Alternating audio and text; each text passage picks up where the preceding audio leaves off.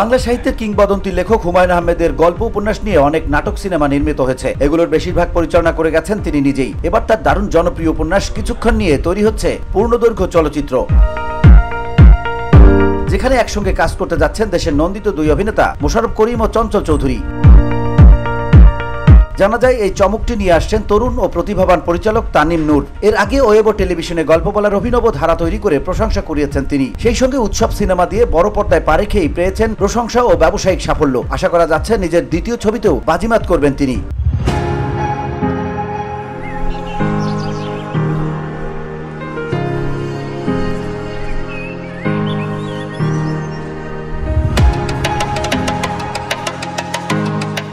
তানিম নূর অবশ্য সিনেমাটির ব্যাপারে এখনই নিশ্চিত করে কিছু বলতে চান না, আরো কিছু সময় তিনি নিতে চান। বললেন কেবল পরিকল্পনা চলছে নতুন সিনেমা নিয়ে।